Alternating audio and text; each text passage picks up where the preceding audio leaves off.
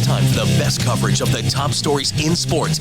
The Sports Wrap with Jason Page starts now. On a Friday, and great to have you with us for a very busy edition of the show. A lot to do in the next 60 minutes. I'll have a conversation with our friend Robert Littal, Black Sports Online. Talk about the top stories of the week with him. Tino Pattigno drops in to talk some NASCAR. Sam Yarnell is here for Page versus the Prince. And Chuck Todd is our special guest on the show today. NBC News chief political analyst, formerly host of Meet the Press. He is a huge sports fan. And with the election coming up next Tuesday, the presidential election, the general election, I thought it'd be a great opportunity to talk to him a little bit about sports, a little bit about politics. So we'll have that coming up for you during the show as well. Boy, oh boy. If you could have seen what happened on Monday night coming, I'm going to have you pick my lottery numbers. What a performance by the New York Jets. Dare I say, a breathtaking performance by the New York Jets on Thursday night with their win against the Houston Texans. And I said yesterday on the show, this game felt kind of like a trap from a betting perspective when Sam and I were talking about it. And it obviously was a trap for the Houston Texans, who came out sluggish, couldn't do anything from an offensive standpoint against a good Jets defense. No, I say good. I don't think it's great. I don't think it's elite, because we've seen them get burned more than enough times this year. But at the same time, the offense hasn't given them a lot to work with. But boy, what an effort in this game from the Jets from an offensive standpoint. You started to see the signs. And remember, they had a touchdown that essentially came back on a player deciding to drop the football before he went into the end zone. I mean, this could have been a much better outcome for the Jets than it even wound up being. And yeah, you get the garbage touchdown or the garbage field goal late from the Texans, and they try to go for the onside kick, and they don't get it. But I mean, this was a commanding performance, especially in the second half from the Jets in this game. Aaron Rodgers made some big throws. Devontae Adams makes a big catch late. But when this Jets season is over, when we do the autopsy, the postmortem, so to speak, one of the things we talked about with this Jets team through the first 7-8 weeks of the season was Garrett Wilson. And Garrett Wilson not playing very well for this team. Well, Garrett Wilson showed up. And if the Jets season does turn around, you have to ask yourself the question, could it ultimately be the catch that Garrett Wilson made here that winds up being the turning point of the Jets' entire season? I mean, could we be talking about a scenario where if the Jets, somehow wind up turning this ship around at 3-6, that the reason they wound up turning it around was this catch from Garrett Wilson, which originally was called an incomplete pass, and then is called a touchdown upon review because he got a toe down and then the shin came down inbounds. I think it's a valid question to ask. That we could be talking about a Jets team that makes the postseason, by and large, because of this remarkable catch from Garrett Wilson. I mean, it was as good as it gets. And that's what they were signing up for when they, drafted Garrett Wilson. It's what they signed up for when they brought in Aaron Rodgers, who made some good throws in this game. He even made a play with his legs that got called back on a holding call. But he even made some plays with his legs in this game and was able to extend some plays. I'm not saying the Jets are back.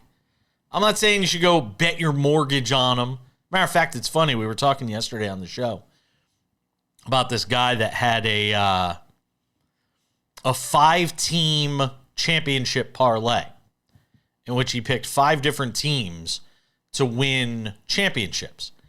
And the last one remaining is this Jets championship pick. And the guy bet $50, 5 teams. If they all win championships, he wins $1 million. Little over $1 million. And there was a cash out for $4,700. I wonder if that cash out now goes up because of the fact that the Jets actually won this game, and their chances of making the playoffs, and therefore their chances of winning a Super Bowl, as slim as they are, have gone up.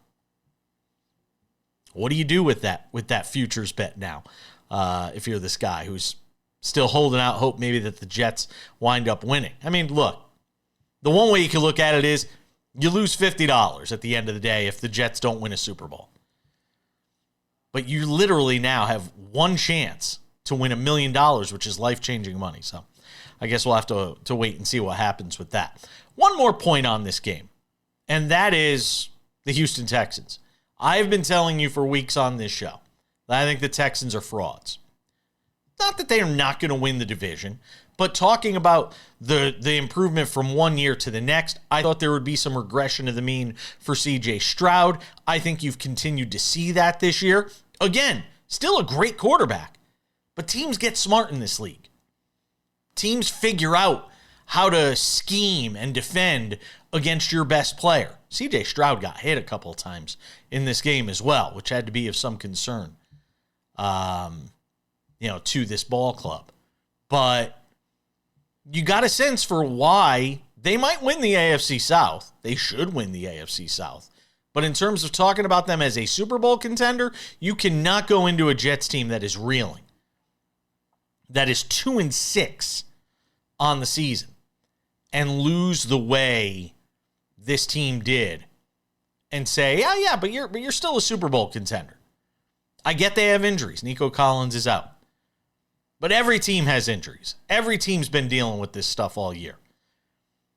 I just wonder how big of an effect this loss could have on this team. It is a week-to-week league. We've seen how teams bounce back. We have, buried teams, left them for dead, and then they come back and win. But this was a bad loss.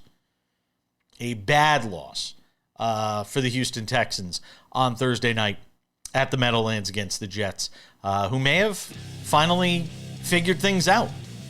Again, that offense, it doesn't have to be, the Baltimore Ravens.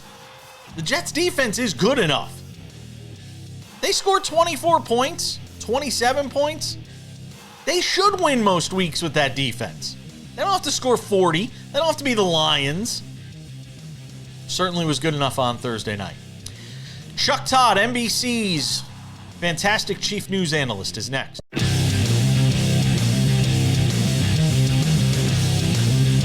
Welcome back to SportsWrap. I wanted to do something fun on the show today with Election Day just a few days away. All you have to do is watch television. They'll say 3 days away, 4 days away. It's like a car sales commercial. Big, big, big. I wanted to bring in Chuck Todd, who I last spoke to about 10 years ago when I was with NBC Sports Radio, working out in New York.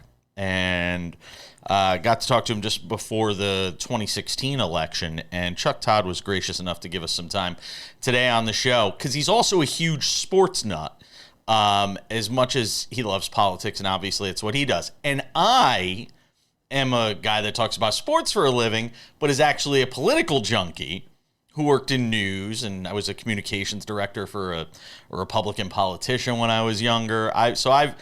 I've run the gamut as well. So this will be a fun conversation. We all want to, I say this all the time, we all want to be what somebody else is. I've talked to people in politics before, and they're like, man, I would love to do what you do. And then I talk to people in politics, and I'm like, man, I wish I could do what you do. So this will be a fun conversation. I want to begin with some of the recent news in sports. So we're going to do some sports in this segment, and then the next segment we'll do some political stuff, with the election being next week. I wanted to get your thoughts. We saw the news yesterday that Bob Costas, who is broadcasting royalty, stepping down from his play-by-play roles after 44 years. And he got a lot of criticism in this offseason. I noticed that. Yeah, but you know better than anybody. That's the world we live in. Social media. People only go on social media to complain. They don't go on there and say, "Wow, that was great." What do you think of when you think of Bob Costas and his career and sort of his legacy? He's not stepping away altogether from broadcasting. He's still at MLB Network and stuff like that. But I'm curious to know what you think of somebody like Bob Costas, who's been so integral to the broadcasting world. He has. Look, I know him a little, not a lot, but I know him a little. His time at NBC in the later years, my time at NBC, we've had some overlap. And look, he's what I've always thought of him is he and Brian Gumbel to me were sort of my first guys. Okay, these were the first sort of guys in sports that I followed. I feel like as commentators. I mean, certainly Al Michaels, I got a little bit of Howard Cosell as a kid. But Costas and Gumbel both always felt like thinking man sports fans, right? They sort of, to me, and what I love about Bob is that, he makes it accessible both for, that intelligent, overly intelligent baseball fan or the person that's just starting to learn, right? And certainly, look, when I think Bob Costas, I think baseball. Look, I just think Costas brought this sort of, he made it so that the idea that hey, you could be a bookworm and like sports. And that's sort of because, look, let's be honest, in the 60s and 70s, there was this, and even in the 80s, sports fans were considered idiots. Non-sports fans were the smart people, right? And I just felt like Costas made a way to make room for everybody. Deion Sanders at Colorado. Good, or I know you're originally from Miami. Yeah. Good or bad for college football? Ask me next year. The reason I say that is if Deion Sanders is there, I will say it was good. If Deion Sanders leaves because Shedeur leaves, right, which is the prevailing wisdom, then I really feel for Colorado football, right? Then it's this sort of you were just a vehicle, type of thing. But I'm going to take Deion at his word and that he wants to build a program. But to me, I really think we can't judge on whether is Deion into this because he wants to coach his son, and he's been coaching his son all the way up, 2 sons, or is he really serious about this? Yeah, and so I look. I think I think he deserves a ton of credit for moving from last year to this year. He saw what didn't work, and he's trying. So. I think he's been better this year for the game than last year for the game, but I do think it will do some damage to if he just leaves when Shedeur leaves. Yeah, that is because then there's something that bothers me about that. We can't get politicians on the same page to fix anything of import these days, and I know that you've been a bit outspoken on NIL, the state of college athletics. Is there any reason to believe they're going to be able to get involved in this? Do you want them involved in this? How do we? I think they have to be involved. I'm out in Las Vegas. Vegas, and we had this young man from UNLV who basically he left because he didn't get his pay or he didn't get what he thought he was promised. And I anticipate there's going to be more of this. I think they have to get involved. There needs to be some standardized rules, and at this point, once commerce crosses state lines, you can't have a patchwork like this. So I know some people will say Congress has better things to do than to worry about college sports. I will tell you this, every individual member of Congress cares a lot about whether their team, Mitch McConnell was very involved in trying to get Louisville into a major conference. This was not a small thing. He was very involved. Lobbying the Big 12 back in the day, lobbying the ACC when it became a pitch to the ACC. So politicians do care a lot, are very parochial about this, right? So they will fight. And certainly some of them are going to be angry if they feel like they're being left out, right? And so I think it's inevitable Congress comes in. Charlie Baker wants Congress to come in. I think the only one that don't is Greg Sankey of the SEC, right? And so what's happening here, I think, is at some point, the SEC and maybe ESPN and Fox Sports are going to get tagged with some sort of antitrust lawsuit by other universities or other conferences, and that's probably when Congress, will have to, step in some form or another. Do I hope the free market sort of wins this out, and that a couple of these entities that are trying to essentially say, okay, this is ridiculous what we have. There's, two sort of hedge fund backed entities that are out there circulating some proposals for 70 team leagues, 80 team leagues, maybe a little relegation, but create divisions. But the real moneymaker out of it is if you pool the TV rights deals, right, and you have college football negotiate as one entity rather than as, what are we up to, 10 entities right now with the conferences? There's actually going to be more money for everybody. Chuck Todd is NBC News chief political analyst. He's hanging out with us on SportsWrap. I want to pick your brain on a few political things, and then we'll let you go and enjoy your weekend talking with him about sports. Great insights. I love it. We're going to come back, do more of this on SportsWrap. Don't go anywhere.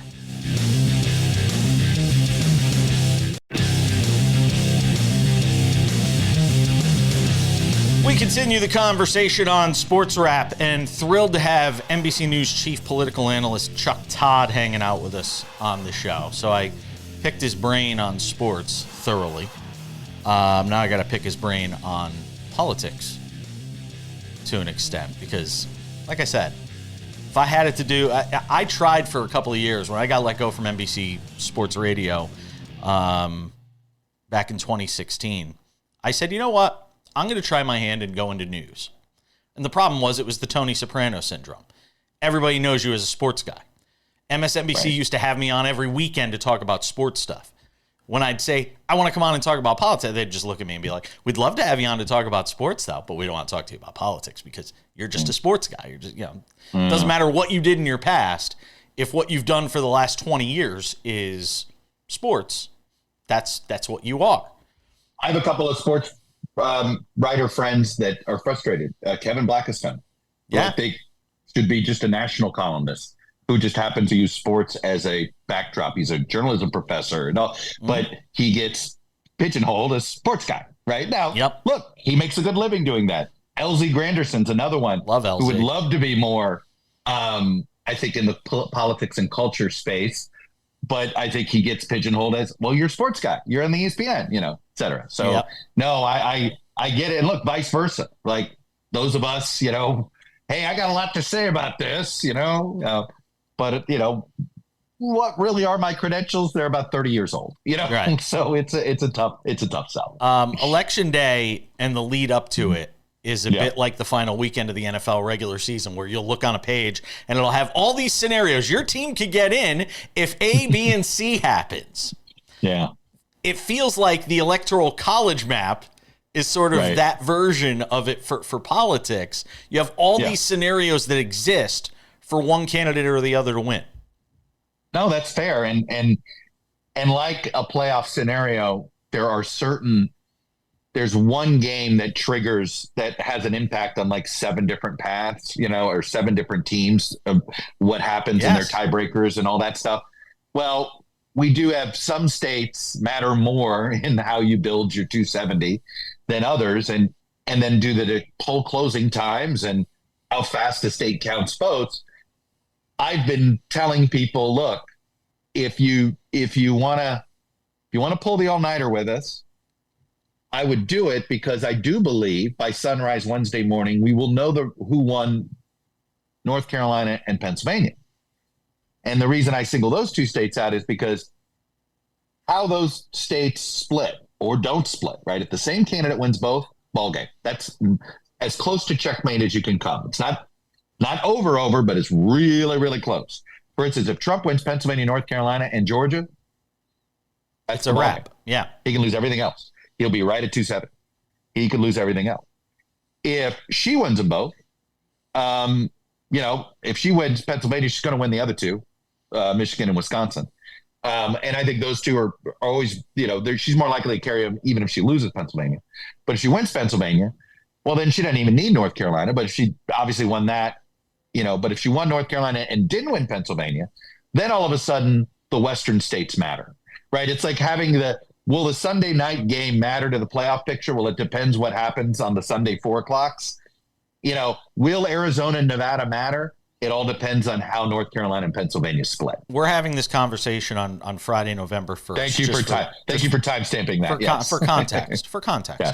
By this time next week, will we have a declared winner in this presidential election? I think we will. Let me tell you the scenario where we won't. Okay, because it's a very specific scenario, and it goes to if North Carolina and Pennsylvania split with Trump winning Pennsylvania and her winning North Carolina, because then the late counting ballots, and that's just how it takes in Nevada and Arizona, especially in Nevada. I think Trump wins Arizona, and I think Trump wins Georgia. So ultimately, I believe that really Harris has two paths to the presidency. The northern path that everybody's talked about, Pennsylvania, Michigan, and Wisconsin, or if she loses Pennsylvania, North Carolina plus Nevada. If Nevada is where if Nevada is the Florida 2000 moment, right, where we're all waiting on Nevada to find out who's president, then it won't be, we won't know by this time next week, and we probably won't know for a couple of weeks. That's how Nevada's, they'll litigate all these ballots. You political parties can take provisionals. You get a couple of days after election day to get the ballots, quote unquote, cured. If a provisional ballot's missing a voter signature or something like this, you can only imagine how many lawyers will be litigating whether, no, that ballot, that's not valid. Now that is a valid ballot, just like we saw, if you have any memory of 2000. Oh, I do. So if I'm just saying, I do think it's more likely than not we're going to know, frankly, by Wednesday at dinner time. Okay, I really believe that. But if we don't, that's the night. That's sort of the most. That's a fairly realistic nightmare scenario. Yeah. See, I worry. If I were to put my little probability percentage on there, somewhere in the 5 to 10% probabilities, which is quite high. Yeah, I worry that the longer it drags out without a declared winner, you get the injection of the toxic rhetoric from certain people. Trump. No, and the longer it takes, the more divided we'll be, and the more, look, I realistically, I don't expect us to have that the next president's going to be successful. I just don't, because I don't think half the country is going to accept that they have a mandate. You're just punching me in the stomach, man. I know. Well, I don't know how they can succeed anyway. It's going to be a divided Congress. We're going to have a Republican Senate, and I think it's more likely or not we'll have a Democratic House. You don't think there's a shot? You don't think there's a shot in Nebraska and Texas? I know we've been talking about Texas forever potentially, but I think but there's just so the Nebraska guy's not going to caucus with either party, and even if they win Texas, they're not going to win Montana or West Virginia, and that's probably enough. If there's polling error, it's always possible on either side. Is it possible we're missing some? I do believe I believe the final voter is a Republican who doesn't like Trump. Mm-hmm. And if you think Kamala's too liberal, you're vacillating, you're struggling with this all the way to the end. And I don't think you make your decision to election day. Chuck Todd, chief political analyst over at NBC News. This was amazing. I really enjoyed it. And hopefully you did, because you stayed long enough. Let's do it again. Baseball cards, yeah. Please. I'll find your eBay account. You got it. All right. We'll do it again soon. Chuck Todd, always appreciate it. Thank you. You got it, bud. All right. We're coming back.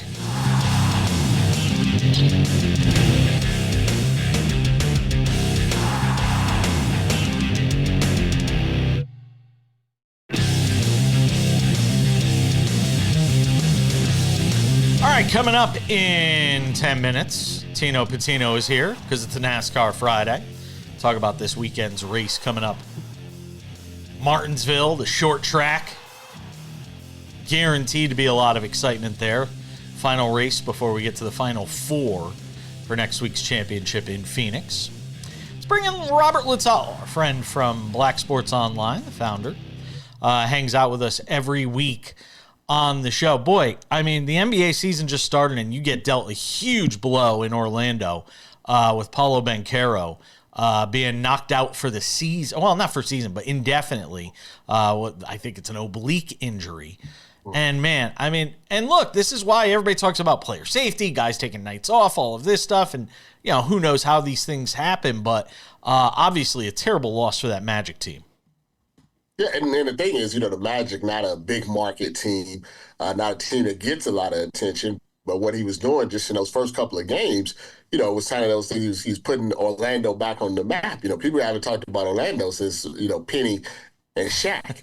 And I think he just kind of, it's an advantage, I think, sometimes when you're the number one pick or you're a high pick and you go to a team that doesn't have a lot of expectations, because you can just work on your game without having to worry about the media and the fans all on your back. And I don't know what he's doing. I don't know if he was doing any fashion shows over the summer, but it looks like he just put his head down and he looked like an advanced Carmelo Anthony, this year. So it's very, very sad, especially when you get people starting to say, hey, I want to check out this Magic's team, or I want to see them on the league pass, and then they had this big step back like that. Yeah, it's a tough loss. All right, you're in the belly of the beast out there in LA. The Dodgers are World Series champions. What's the reaction been like over there? It was a lot of talk about how their 2020 ring, didn't matter or was somehow had an asterisk by it. And that really bothered them. I didn't realize how much it bothered them, how much it bothered the fan base, out here, that the quote-unquote Dodgers couldn't win a real ring in this era of Dodgers, baseball, the Dave Roberts eras, a lot of Atlanta Braves. It's like the Lakers COVID. It's like the Lakers bubble ring, yeah. Yeah, it's like the bubble ring. So, I mean, and for them to win it, they were best team in the league pretty much the entire, season, and they beat really good teams to get the ring. This was no easy road. I mean, a lot of people thought the Padres was a better team than them. You have to go through Judge, Soto, Giancarlo, and the Yankees in cold, to win a champion and win it in 5 in a dominant fashion, to be honest with you. I think it just legitimized that this Dave Roberts era of Dodgers baseball has been dominant. And for people like, Freddie Freeman and Mookie Betts and, of course, Shohei, you with the Angels for 6, 7, 8 years and nothing. And then you get to a team and you automatically win a championship. I think that actually validates that he's not just a guy that just is, puts up, he's not Trout. He's not a guy that just puts up numbers with no wins. Did you see the Garrett Wilson catch on Thursday night? Oh, yes, absolutely. Catch of the year in the NFL? Yeah, I mean, anytime it's on prime time, I think you see crazy catches, on Sunday. Like Odell Beckham. It was like Odell Beckham a decade ago. It was like Odell Beckham a decade ago. Yeah, Same stadium. They got they got the 8K cameras. And when I first saw the catch, I'm like, okay, he got the 2-1 feet in. Yeah. And I thought like they were going to call it incomplete because I saw that over the weekend. But then, they give him the touchdown. And he makes another one-handed catch, later on in the game. He pretty much saved their season, and Aaron Rodgers will get all the credit. Yes, he absolutely will. I'm sure he'll be on Pat McAfee today or next week or whatever talking about it. Give me a thought on LeBron James coming out, just days before the election, and not just making a statement about who he's endorsing, but really a full-throated endorsement and a real admonishment of former President Donald Trump at the same time.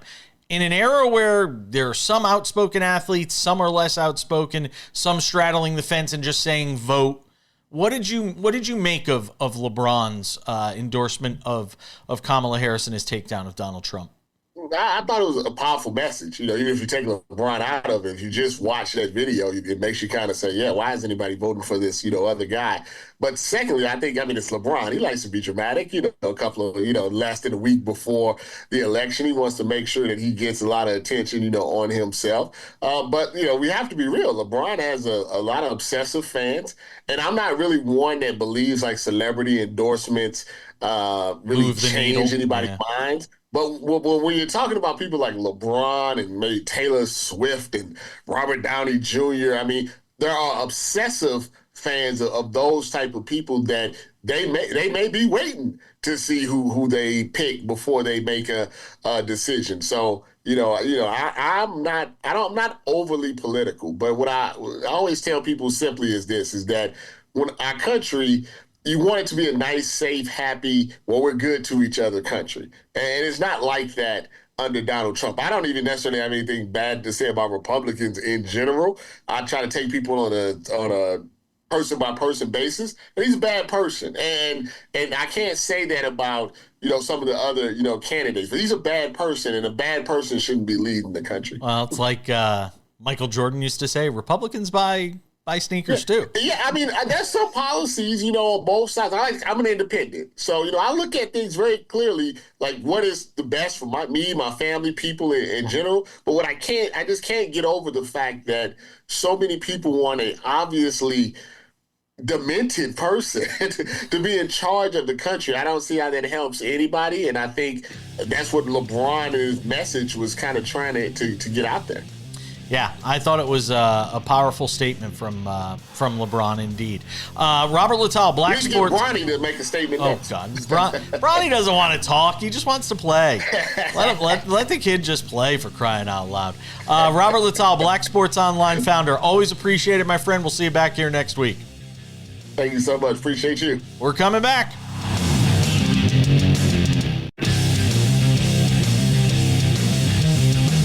We continue with this Friday edition of the program, Page versus the Prince, Week 9 NFL picks. Right around the corner. I was 1-3 last week. First time under 500 on the season. So we got a rebound. Sam was 2-2. You know who made me a little bit of money, though? Got me some of my money back after the Yankees faltered. It'd be this guy. Tino Pattigno, our NASCAR betting insider, hanging out with us on the show. And I said last week, for the first time, I was going to tail his picks, and he made me back some of the money that I lost with the Yankees and my NFL picks, which were not very good. So thank you for that, Tino. We appreciate it. I won't be living under a bridge as a result of your expertise. All right, let's talk about what took place last week in Homestead. You were obviously all fired up watching it from what I was able to see. Tyler Reddick, a winner. Talk about how he did it.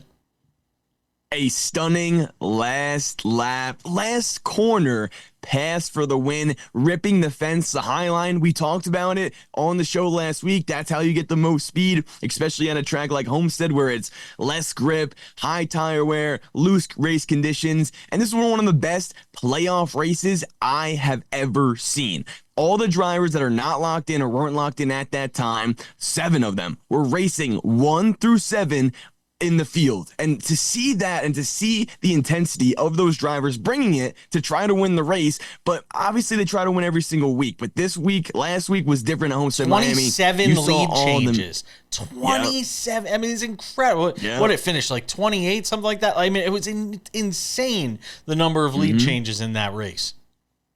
Yeah, and I think that's the biggest. It's going to be sad, too, to see this race not in the playoffs next season. But unfortunately, it'll be earlier in the season, maybe a little more action, excitement to kick things off. But Homestead Miami Speedway, one of the best tracks, one of the best races like we saw. And Tyler Reddick, one of the best moves to get that win. Stuck it in there. He had the high line, past Ryan Blaney, who was racing a great one, had the advantage over he and Denny Hamlin there, but ultimately Tyler Reddick gets it done. He's locked into the championship 4. Yep. So Tyler Reddick is your winner, and as you said, locked in to that 4. He is ahead of Joey Logano. It doesn't matter; they're both in. They've both won. So the guys you're looking at right now are 3rd and 4th. Christopher Bell, who's plus 29, and then William Byron, who's just plus 7. From that bubble. And then you've got Kyle Larson, who's only 7 back, as we mentioned. Denny Hamlin at minus 18. Blaney minus 38. Chase Elliott down by 43. As you look ahead to this weekend's race, who do you expect? I know that obviously Chase Elliott's going to have to be as aggressive as he can in Martinsville. Is that a track with his style that lends itself to him being able to be as aggressive as he's going to have to be? Yes, because he was able to do that before. He was able to win at this racetrack and then go on to win the championship back in 2020. So he has done it before. He's a good short track racer, and especially at Martinsville, like you mentioned, rubbing his racing here. But I also want to say, you mentioned everyone in their point standings. All that was correct and true, but I don't even think any of the points from 4th on back is going to matter. You're going to have to win this race if you want to make it to the championship 4. It's going to be one of those 6 drivers that need to win that are outside from Bell on down. And hey, all of those 6 drivers have already won at Martinsville. It's going to be a battle. This may be another great race following a fantastic one at Homestead. Can Christopher Bell play it somewhat conservatively? Yes, and I expect him to do just that. He doesn't want any trouble. He wants to stay out of these guys' way because he knows the aggression level of Chase Elliott, like you mentioned. Ryan Blaney's going to have it too. Kyle Larson could need to win this race. So Christopher Bell, he's going to try really hard for stage points, probably go out and win stage 1. I'd expect to see that. Maybe stage 2 have a little more caution. Stage 3 just finish inside the top 10, top 15, and they'll be locked into the championship for it. I know Blaney has won this race last year, right? Yep. But Denny Hamlin is of this crop of 8. I think we'd all consider Denny Hamlin to be the best short track racer, right? I would say so, but it's interesting to say that because Denny Hamlin has won the most at Martinsville 10. in all of the current 5 field. at Martinsville. But it's been so long since then. It's been a number of years since he has gotten that win, and I feel like he's been close. He's led a lot of laps, but he hasn't been able to be clutch, and he obviously hasn't won a championship. And in order to win a championship, you're going to have to get to Phoenix. All right, let's talk about it from a betting perspective. Hamlin, Kyle Larson, both at 5-1. Blaney at 550, and then you got Chase Elliott at 850, and so on. Can I throw in a dark horse? Final season, Martin Truex? No way. I can't do it. I can't do any more MTJ. I did him last week. I bet on him to win the race outright. Homestead 3 Miami, times at this track. What better place? No. I'm all out on him. I've done it so many times. He showed us promise. The storylines were there for MTJ, and he let me down. So this is my betting on him. My experience as he's just let me down, so I can't do any more Martin Truex Jr. Then who do you like? I hope to see him have a good run, but that's my expertise for you. All right, quick. We got a minute. Who do you like? Okay, in this one, it's going to be Ryan Blaney at plus 600. I like to win this race outright. But if you're going to bet on any driver to win this race outright, check their championship odds because there's high value on the board. I just mentioned Ryan Blaney. He's 30-1 to win the championship right now. That number's obviously going to go down to 3-1, 4-1 after he does potentially win this race to lock himself into the championship 4. Same thing with Denny Hamlin, 20-1, and Chase Elliott, 40-1. These are the odds for them to win the championship. If you win at Martinsville, plus 600 for Blaney, like I said, plus 850 for Chase Elliott. I like that value for Chase Elliott. I think he could win too. But if these drivers win, they're locked in with a chance to win the championship. So the high value plays is a smart one for the championship odds this week. So you don't think a Kyle Busch, again, another good short track racer, you don't think it's going to be one of these non-playoff guys? You think it's a playoff guy that wins? 100% playoff guy that wins this race. All right. Yeah. Tino Pattigno will be watching this weekend, Martinsville. I'm putting a few shekels on Martin Truex Jr. I'm going against you on this one. We'll see you next week. Thanks.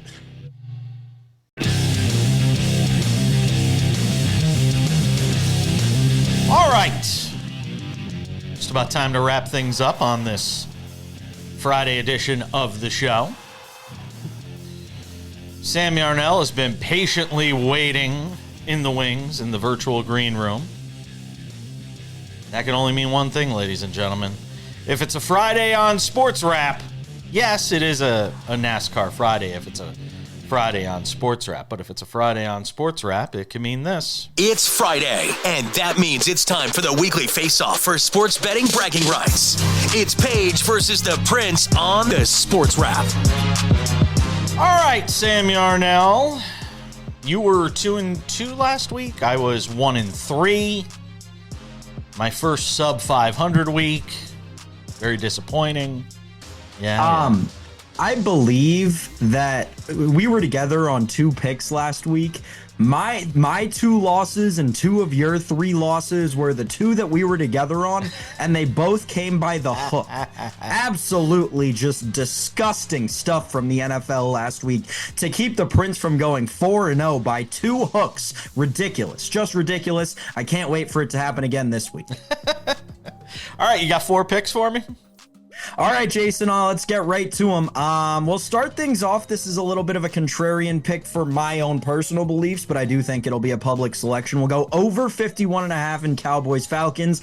Indoor game down in Atlanta. Fast track down there in Atlanta, and both of these defenses have had holes in them at times throughout this season. Give me over 51.5 in Cowboys-Falcons. Next, we're going to go with the Chicago Bears. I like them in a bounce back spot here, but more so fading Kyler Murray. I've talked about this on the show all week. The new Call of Duty is out. That means Kyler Murray's struggles start now with the Chicago Bears this weekend. Give me the Bears on the road plus 1.5 against the Cardinals. Next, I call this one the Jason Page special. We're going ugly game, big home dog. Carolina Panthers plus 7 at home against the New Orleans Saints. Listen, the Saints have been in disarray. We talk so frequently about their cap situation, but we're at the point in the season where their offense is relying upon one thing, and that is Alvin Kamara. If he can't get it done, which I guess I'm just betting on him not being able to do all day long, I think the Panthers will be able to hang around in this game. Give me Carolina plus 7 at home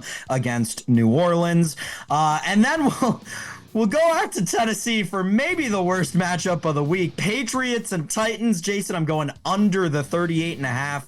No idea where you're getting points in this game. Listen, I think Drake May will probably win the game, but I think that the winning team scores 17 points. So recap them. Over 51.5 Cowboys, Falcons in Atlanta. Bears plus 1.5 on the road in Arizona. Panthers at home getting 7 against the New Orleans Saints. And under 38.5 in Patriots, Titans. All right, Sam. I'm going to start in Cleveland. Home dogs. Home dogs. Anybody want some home dogs? Cleveland plus 1.5 at home. In Jameis Winston, we trust. I'm not saying the Cleveland Browns are going to make the playoffs or anything like that, but I think this is a real opportunity for him, sort of like Baker Mayfield had, to sort of prove he can be a viable starting quarterback in this league. I think he continues to take advantage of that. Give me Cleveland plus 1.5. Buffalo. I mean, look, they've owned the Dolphins. How is this not the easiest pick of the week? Look at and Sam shaking his head on me, but Give me the Bills minus 5.5, man. What you don't? I rarely have you interrupt me in these, but you don't like it? No, I thought about taking it. I've just, if you haven't noticed, I've been doing a thing this year where my Page versus the Prince picks and my Bills picks stay completely different because I'm really hot picking the Bills this year, and Page versus the Prince, I'm just so. All right, fair enough. The Cowboys. But I like it. I like the pick. Yeah. You should like the pick. The Cowboys are sucktastic and have been all year. I mean, Atlanta minus 3 at home. I mean, I don't know how you go anywhere else with those two teams meeting up this weekend. And I'm going one more home dog. Give me the Giants. Give me the Giants plus 3.5. This is one of those games, you know. What is it? Pigs get fat, hogs get slaughtered. I have a feeling there could be this could be sort of that sleeper game here where the Commanders sort of fall asleep at the wheel. I wouldn't be shocked if the Giants won outright, plus 166 on the money line. But we're going to be on the safe side. They lost by just a few the first time they played, and if the Giants had a kicker, they might have won that game. Give me the Giants plus 3.5. My final pick, Page versus the Prince. Thoughts? I like it, Jason. Let's cash some tickets this weekend. I'm feeling good about our picks. I felt good last week, and I went 1-3. So I don't know how good I'm feeling. I was 1-3 last week, and it was one of those weeks where I liked the board. I decided this week to go all spreads, no totals. I want to show that I have some confidence in my ability to pick something other than a total. Got burned by the hook a little bit last week, so we're going those 4 this week. All spreads. That's what we got for you. Page versus the Prince here on SportsWrap. It's going to do it for us. Thank you to Chuck Todd, Robert Littal, Tino Pattigno, you for watching. Have yourselves a great week. We'll see you all back here on Monday with a full recap of all this weekend's action, Sunday Night Football, all that good stuff. We'll see you then.